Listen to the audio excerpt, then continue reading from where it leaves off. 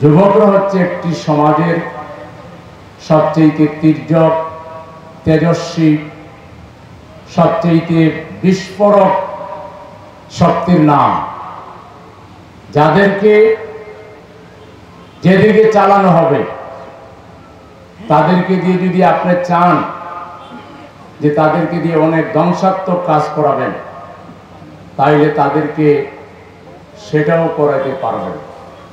আবার তাদেরকে দিয়ে যদি আপনি একটি কাঙ্ক্ষিত, একটা মৃত প্রায় জমিনে যদি একটি সফল বিপ্লব রচনা করতে চান, সেই বিপ্লব তারা রচনা করতে পারে। তার প্রমাণ ৩৬ জুলাইয়ের বিপ্লব।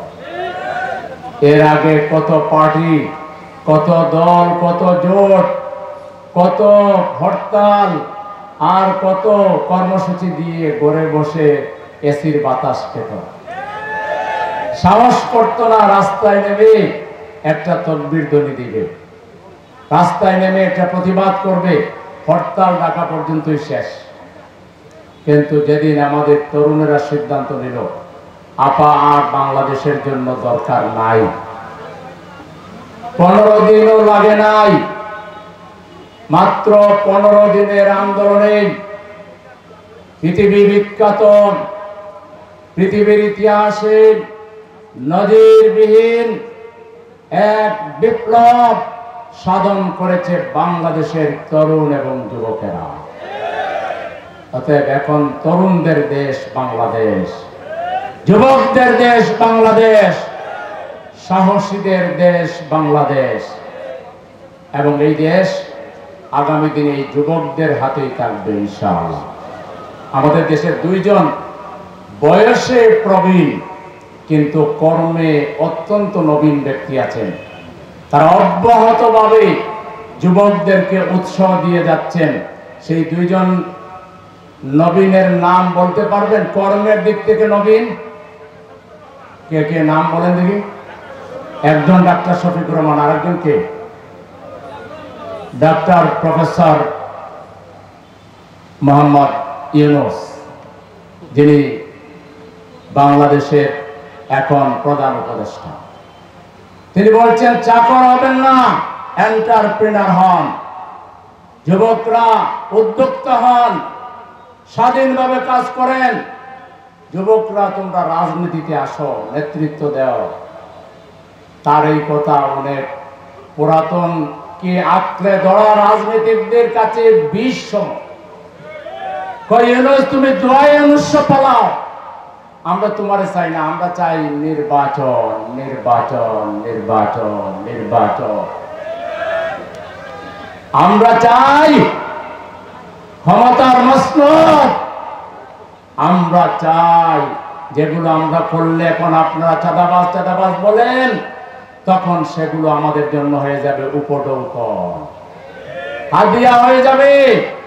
আমরা আমাদের কুকর্মকে জায়েজ করার জন্য আমাদের দেরি আর সহ্য হচ্ছে না। ইউনূস তুমি পালাও। বাইরের থেকে একটি দেশ ইউনূস সাহেবকে পছন্দ করে না, বলে তুমি যাও, তুমি যাও।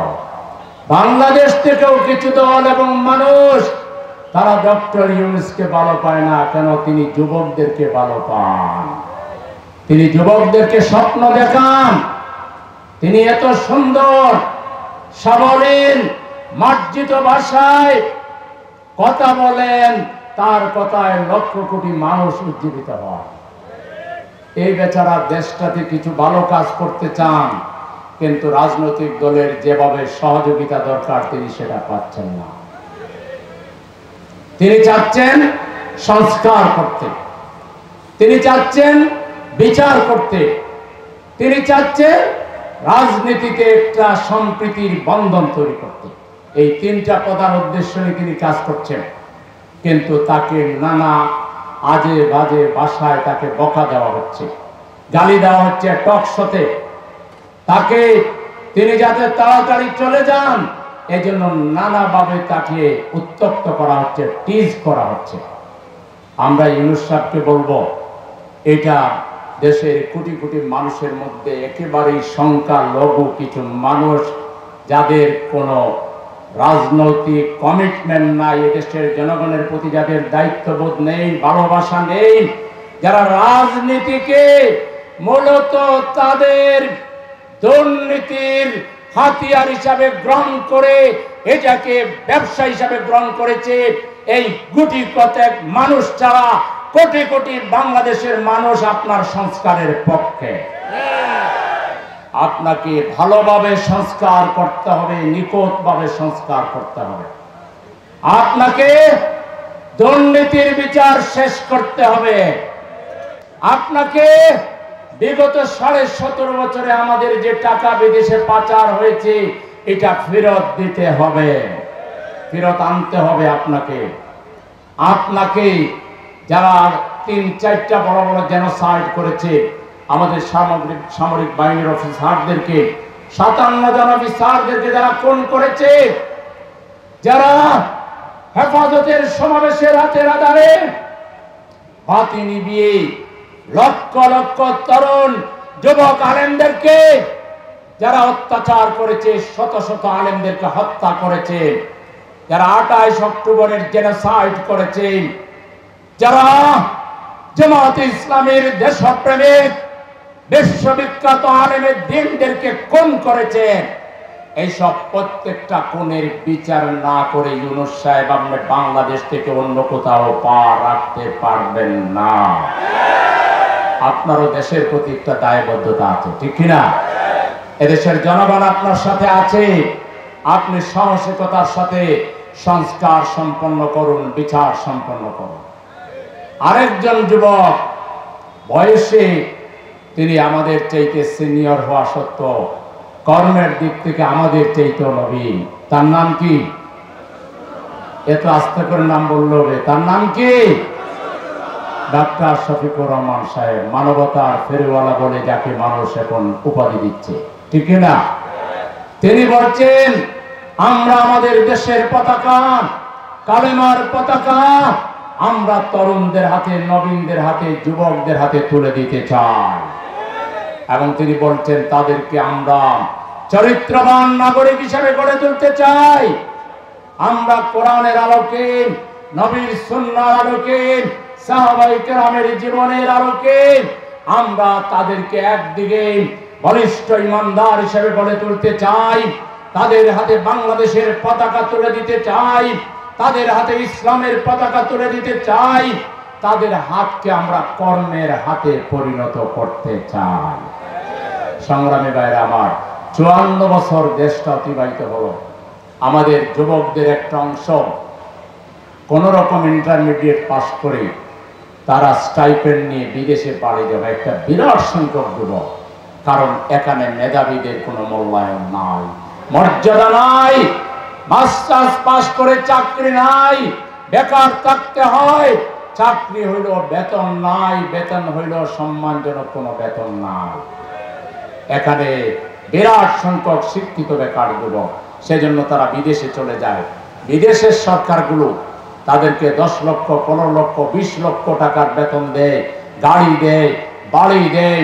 তাদেরকে যেভাবে মূল্যায়ন করে তারা ওই মূল্যায়ন পেয়ে দেশে আসার চিন্তা করে না, কারণ দেশে তাদেরকে কাজে লাগাবার মতো ওই বিগত সরকারগুলোর নেতারা কেউ ছিল না। আরেক শ্রেণীর যুবক, তারা 8 পাস করার আগে, ম্যাট্রিক পাস করার আগে জ্বরে পড়ে এবং তাদের হাতে দেশের রাজনৈতিক দলের কিছু ব্যক্তি তাদের হাতে অস্ত্র তুলে দেয়, মদ তুলে দেয়, নারী তুলে দেয়, গাঁজা তুলে দেয়। তাদেরকে দিয়ে এমন এমন বাজে কার্যক্রম পরিচালনা করে এই ছেলেরা তখন আর মা বাবাকে চিনে না, বড়কে সম্মান করে না, ছোটকে স্নেহ করে না। এরা সমাজের জন্য একটা বড় থ্রেট হয়ে দাঁড়ায়। কিশোর গ্যাংকের বাহিনীর সদস্য হয়, এরা সন্ত্রাসী অভিযানে অবহিত হয়, এরা আমার মায়ের কলিজা বিদীর্ণ করে সমাজের জন্য একটা মস্ত বড় কাল হয়ে দাঁড়ায়। আর রাজনৈতিক দলের নেতারা এনজয় করে, এদেরকে দিয়ে ব্যবসা করে, এদেরকে দিয়ে চাঁদাবাজি করায়, এদেরকে দিয়ে খুন করায়, এদেরকে দিয়ে কিলিং করায়। আর এগুলোর বড় বাঘ তারা নেয়, ছোট বাঘটা এদেরকে দেয়। এইভাবে করে আমাদের সমাজের, যুব সমাজের চরিত্র হনন করার জন্য রাজনীতির নামে এই দেশটাকে আজকে যুব সমাজের জন্য একটা জাহান্নামে পরিণত করা হয়েছে। সংগ্রামী ভাইরা আমার, অথচ যুবকরা হচ্ছে, তারা শিক্ষিত হোক অশিক্ষিত হোক, তাদেরকে কাজে লাগানোর হিউজ অপরচুনিটি আছে।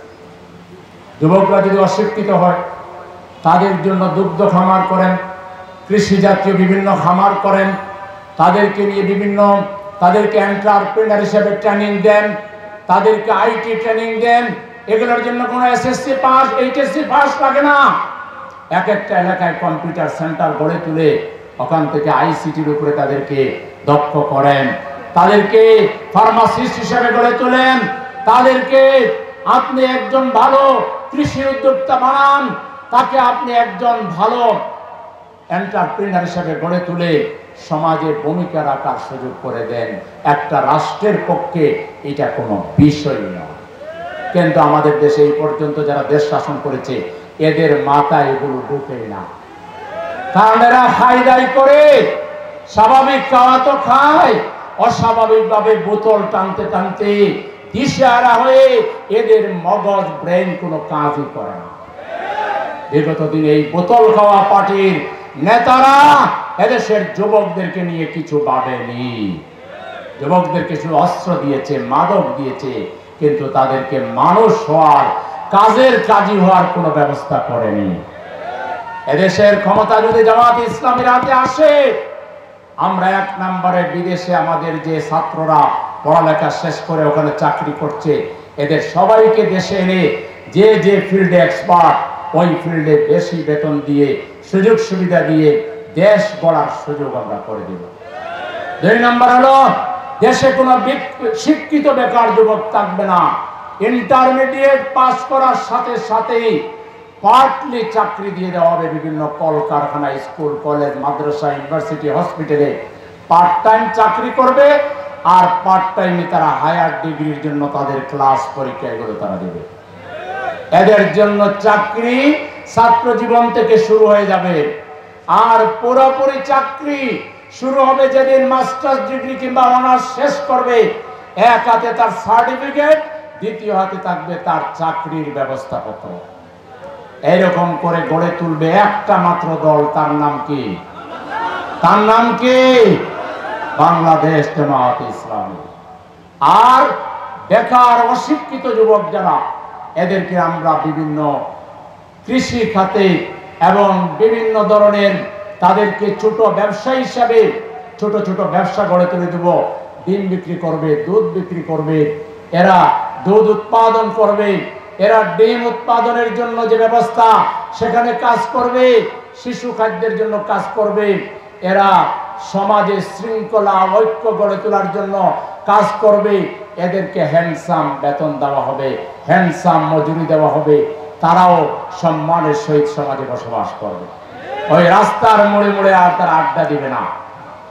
একইভাবে আমার দেশের শ্রমিক যুবক যারা, শ্রমিক যারা, তাদেরকে ন্যূনতম 30,000 টাকার বেতনের বন্দোবস্ত করতে হবে এবং তাদের কর্মঘণ্টা 8 ঘন্টার বেশি হবে না। তারা অসুস্থ হলে তাদের সুস্থতার সকল দায়িত্ব প্রথমত কারখানার মালিকদেরকে নিতে হবে, যারা তাদেরকে কাজে লাগায় তাদেরকে নিতে হবে, তারা ফেইলুর হলে রাষ্ট্রকে নিতে হবে। তাদের বাচ্চাদের লেখাপড়ার দায়িত্ব ফ্রি করে দিতে হবে, চিকিৎসা ফ্রি করে দিতে হবে। আমরা হেলথ কার্ড দিয়ে দিব।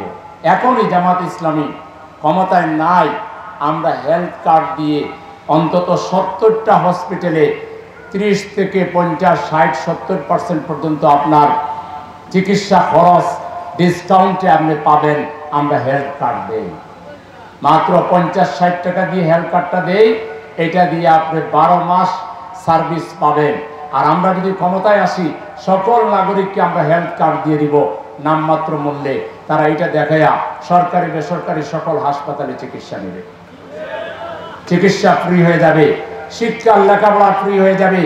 এমন শিক্ষক গড়ে তুলব আমরা, এমন ভাবে বেতন দেব এরা আলাদা কোচিং করা লাগবে না, শিক্ষকের কোনো কোচিং সেন্টার লাগবে না, ছাত্রকে কারো কোচিং সেন্টারে গিয়ে পড়তে হবে না। ক্লাসে ডেমনস্ট্রেশন দিয়ে পড়াইবে, এখানে ছাত্রকে বোর্ডে এনে বলবে তুমি এটা লেখো, এটার আনসার লেখো, তুমি এটা ব্যাখ্যা দাও ছাত্রদেরকে, এখানেই পড়া শিখবে। যাওয়ার সময় একটা ভিডিও ক্লিপ লিঙ্ক দিয়ে বলবে বাসায় গিয়ে আবার তোমার বাকি যা প্রশ্ন আসবে এই ক্লিকে এই লিঙ্কে ক্লিক করলে প্রশ্নোত্তর সেখানে পেয়ে যাবা। আমার গার্ডিয়ানকে ছাত্রকে একবার ক্লাসে আরেকবার কোচিংয়ে হাজার হাজার টাকা ছাত্রের পিছনে ব্যয় করা লাগবে না। এখন তো টিচার মানে হলো ক্লাসে যাই আগডুম বাগডুম গোড়াডুম সাজে ডেমনস্ট্রেশন দেয়, ঘুমায়, আর কোন রকম তাইরে নাইরে করে সময় পার করে দেয়, আর কয় দুপুরের পর থেকে তোমার আসল ক্লাস কোচিংয়ে বসবা, পার সাবজেক্টের জন্য 5,000 টাকা। কি মামার বাড়ির আবদার! এই তথাকথিত সনাতন পদ্ধতি এই যুবকদেরকে দিয়েই ব্যঙ্গে চোরমার করে দিয়ে নতুন শিক্ষা ব্যবস্থা আমরা তৈরি করবো ইনশাআল্লাহ, যেখানে ফাইজলামি থাকবে না। শিক্ষককে পড়ানোর মতো পড়াইতে হবে, শিক্ষকের আগে পরীক্ষা নেওয়া হবে, শিক্ষককে পরীক্ষা নিয়ে টেস্ট করে নিয়োগ দেওয়া হবে, আর শিক্ষকের বেতনও হবে সেই রকম বেতন। 50,000-এর নিচে কোনো শিক্ষকের বেতনই হবে না। তাকে ঈদের বোনাস দেওয়া হবে ব্যাপক, তাদের সন্তানদের পড়ালেখা ফ্রি করে দেওয়া হবে, চিকিৎসা ফ্রি করে দেওয়া হবে। ধান্দাবাজির রাজনীতি বাংলাদেশে আর চলবে না। ধান্দাবাজি, ফটকাবাজি, চান্দাবাজি, টাঙ্গারবাজি চাইরো মাযাবে, চাইরো না যদি 10 মাযাব থাকে, সকল মাযাবে বাংলাদেশে হারাম ঘোষণা করা হবে। এখানে কোনো ফটকাবাজি চলবে না। আমাদের 2000 যুবক ফটকাবাজি করার জন্য জীবন দেয় নাই। 40,000 যুবক আবারও রাজনীতির নামে কেনাবেচা করবেন, কালো টাকার মালিকরা মানুষের ভোট দিবেন আর ইচ্ছা মতো মানুষের ছড়ি ঘুরাবেন। এই এমপি আর জীবনে হইতে পারবেন না, এই কাউন্সিলর বাংলাদেশে আর হইতে আমরা দেব না। এখন জনগণ ভোট দিবে স্বাধীনভাবে, সবচেয়ে সৎ যোগ্য ক্যাপাবল লিডারকে কাউন্সিলর বানাবে, যে তার বাড়িতে গিয়ে গড়ে গিয়ে তার কি লাগে সনদ সার্টিফিকেট গড়ে গড়ে গিয়ে সাপ্লাই দিবে, অনলাইনে সাপ্লাই দিবে। কারো চেয়ারম্যানের অফিসে এসে 1 মিনিট সময় ব্যয় করা লাগবে না। কাউন্সিলরের কাজ গড়ে বসে হবে। যদি আইসিটি কাজ না করে, কম্পিউটার কাজ না করে, কাউন্সিলর মিয়াকে গড়ে গিয়ে মাপ চলে আসতে হবে। কাউন্সিলর হবে জনগণের খাদেম, কাউন্সিলর হবে জনগণের সেবক।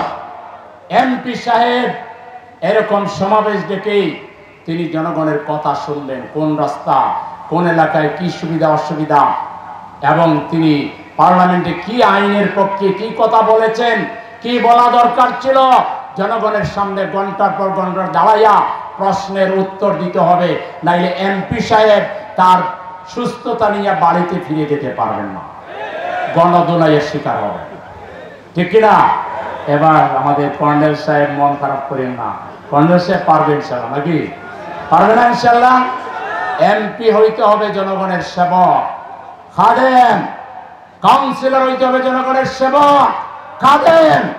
জনগণকে গোলাম ভাববেন, দাস বানায় রাখবেন। আপনার বাড়িতে এসে, অফিসে এসে একটা সাইন নেওয়ার জন্য ঘন্টার পর ঘন্টা বসা লাগবে, আর আপনাকে হাদিয়া দেওয়া লাগবে হুজুরদের মতো। ওই ধরনের এমপি আর কাউন্সিলর বাংলাদেশে আমরা চাই না। এই জন্য বাংলাদেশের সংস্কার লাগবে। সবার আগে সংস্কার লাগবে রাজনৈতিক নেতাদের। পুরাতন চিন্তা চেতনা জেড়ে মুছে সাফ করে দেন। পুরাতন ভাষায় কথা বলবেন না, নতুন ভাষায় কথা বলুন।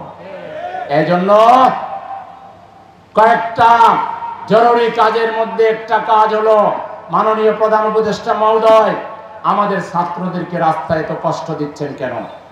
কোথায় আপনার ভয়? আপনি কি কোনো দলের ভোটে ক্ষমতায় আসছেন? আপনাকে কোনো দল প্রথমে রিকোয়েস্ট করছিল না ছাত্ররা, মাঠের ছাত্ররা আপনাকে রিকোয়েস্ট করছিল? ছাত্রদের কথায় আপনি এখানে আসছেন। এখন দলের দিকে তাকান কেন?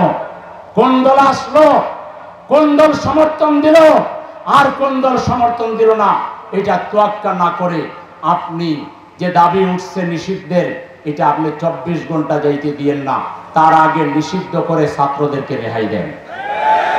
অথবা বারুদ একবার জ্বলে উঠলে, আপনি তো নিজে ফ্রান্স থেকে দেখছেন হাসিনার মতো এত দুর্দর্শ, যেটাকে পৃথিবীর লেডি হিটলার হিসাবে বলা হচ্ছে, লেডি ফেরাউন হিসাবে বলা হচ্ছে, পৃথিবীর নিকৃষ্টতম স্বৈরাচার বলা হচ্ছে, সেও কুল কিনারা খুঁজে পায় নাই।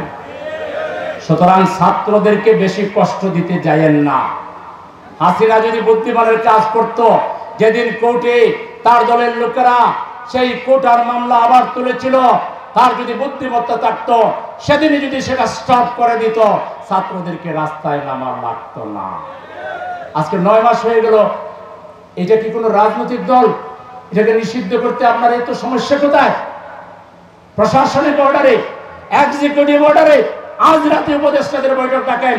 কোন রাজনৈতিক দলের কোন সেমিনার এবং সর্বদলীয় বৈঠকের কোনো দরকার নেই। আমি মনে করি আপনারা উপদেষ্টারা বসেই বলে দেন যে এটা কোনো রাজনৈতিক দলই না, এটা একটা ফ্যাসিস্ট, এটা একটা জঙ্গি, এটা একটা মানবতা বিরোধী দল, অথবা এটাকে নিষিদ্ধ করে দেওয়া। আপনারা কি চান এই দল 24 ঘন্টার মধ্যে নিষিদ্ধ হোক? দেখেন জনতার সেন্টিমেন্ট। 2 নম্বর হলো, খালি নিষিদ্ধ করলে হবে না, বিচার করা লাগবে, ফাঁসির মঞ্চে ঝুলানো লাগবে। বিচারে কেন দেরি হচ্ছে?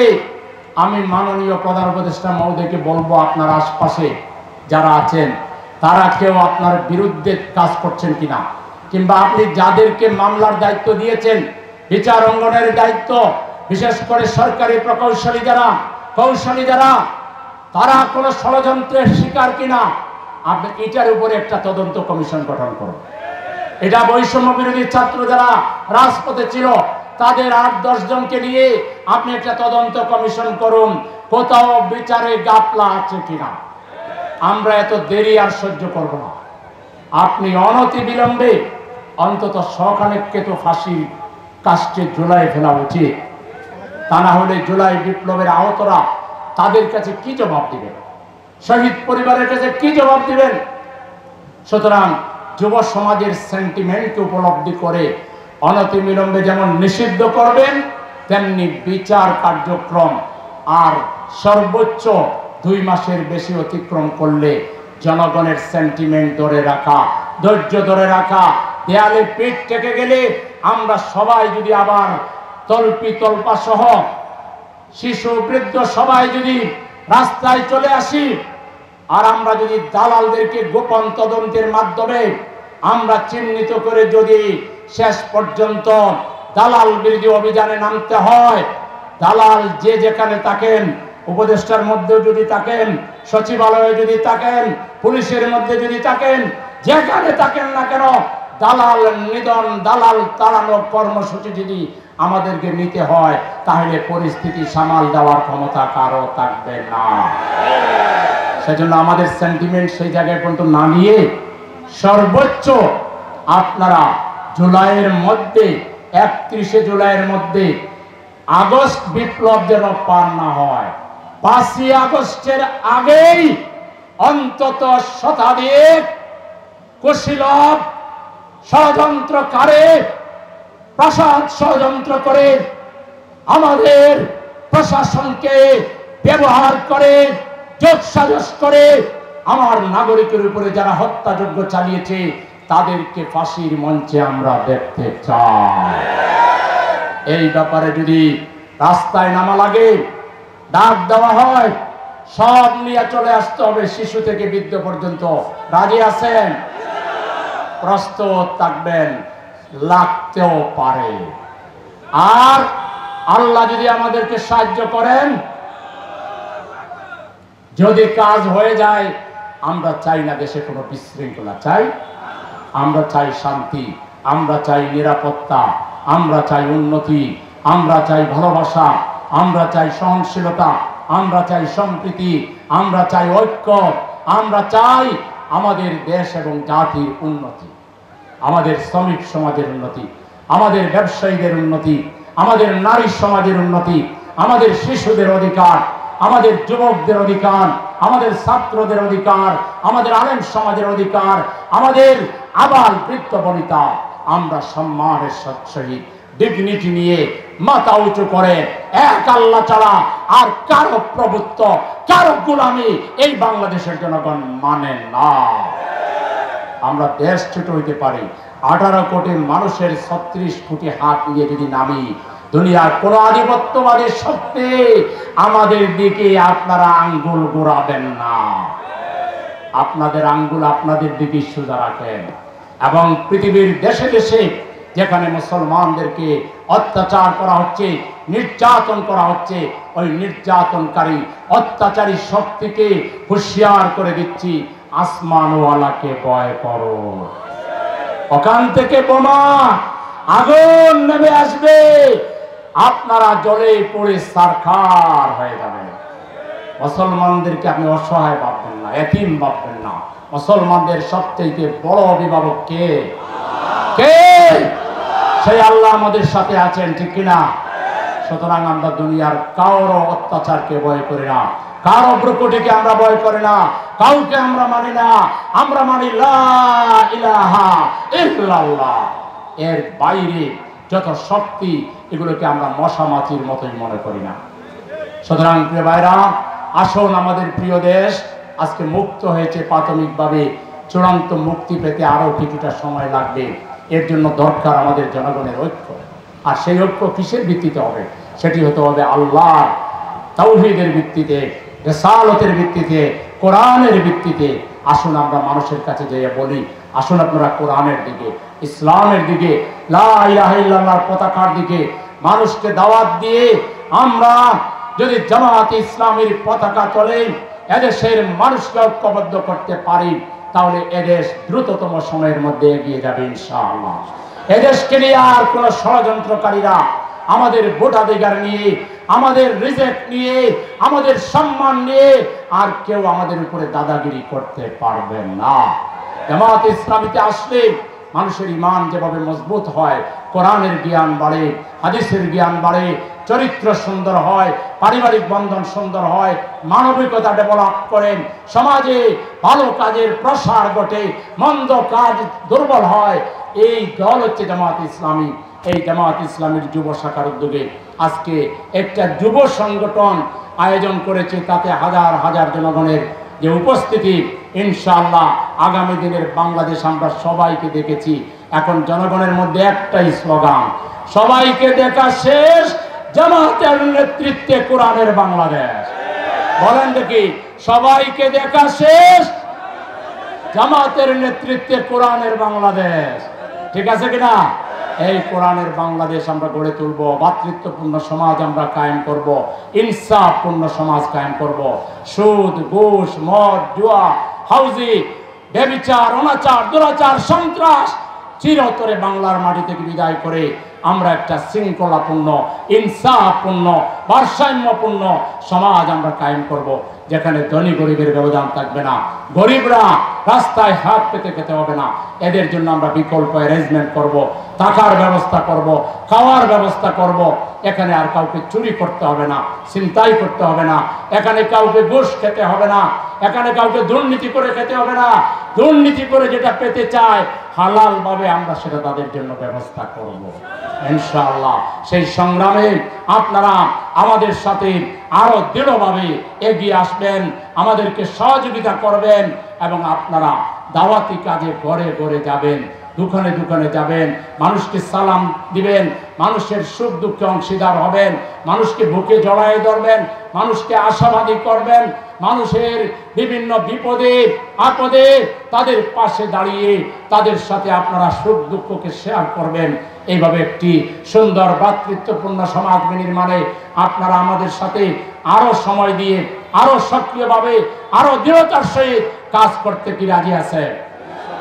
আজকের এই প্রোগ্রামের মূল মেসেজ এটা, যে আমরা দল বেঁধে বেঁধে দোকানে, ঘরে ঘরে, অলিতে গলিতে ছড়িয়ে পড়ব, উদারভাবে মানুষকে গ্রহণ করব।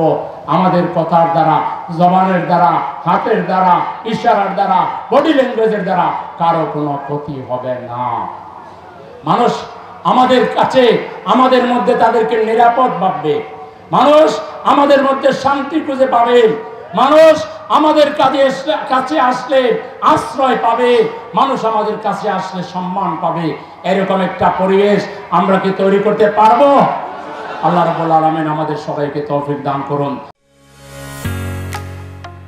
ঢালাইয়ের সেরা প্রিমিয়ার সিমেন্ট।